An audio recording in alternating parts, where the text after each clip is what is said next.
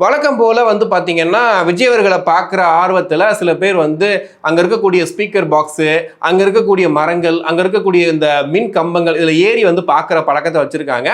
எல்லாருமே விமர்சனமாக சொன்னாங்க. அங்கே இருக்கக்கூடிய புஷி ஆனந்த் சொல்கிறாரு, ஆதவ் அர்ஜுனா சொல்கிறாரு, ராஜ்மோகன் சொல்கிறாரு, இவங்கெல்லாம் சொல்லியும் அவங்க கேட்க மாட்டுறாங்க. ஏன் விஜய் ஒரு வார்த்தை சொன்னால் அந்த இருக்கக்கூடிய தொண்டர்கள் கேட்பாங்க இல்லையா, அவர் ஏன் வந்து அதெல்லாம் கவனிக்க மாட்டாரு? ஏன் கரூர் சம்பவத்தை எடுத்துக்கிட்டா கூட விஜய் அவர்கள் அன்னைக்கு வந்து ஏன் எதுவுமே பேசாம டக்குன்னு இறங்கி போயிட்டாருன்றதான் பெரிய பிரச்சனையா இருந்துச்சு.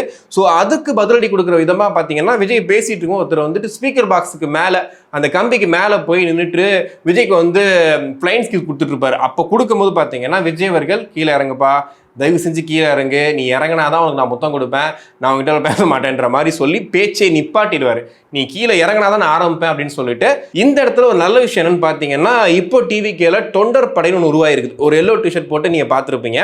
அவங்க இப்போ இருக்கக்கூடிய அந்த கூட்டங்கள்லாம் எப்படி மேனேஜ் பண்ணுறாங்க அப்படின்னா, பெண்களுக்கு தனி இடம், ஆண்களுக்கு தனி இடம், யாராவது கொஞ்சம் முட்டி மோதி முன்னாடி போகும்போது அவங்க வந்து சரிப்படுத்தி இப்படிலாம் போகக்கூடாது, நீங்கள் கலக்கெல்லாம் நிற்கணும், அப்போ தான் வந்துட்டு நீங்கள் வந்து பாதுகாப்பாக இருக்க முடியும்னு சொல்லிட்டு அறிவுறுத்திட்டே இருக்காங்க. ஸோ இந்த மாதிரி இந்த பையன் ஸ்பீக்கர் பாக்ஸில் ஏறும்போது கூட பார்த்தீங்கன்னா கீழே இருந்து ஒருத்தர், தொண்டர்படையிலிருந்து ஒருத்தர் மேலே போய் நீ கீழே இறங்குப்பா அப்படின்னு சொல்லிட்டு கூப்பிட்டு வராங்க. இதுவுமே நல்ல விஷயம்.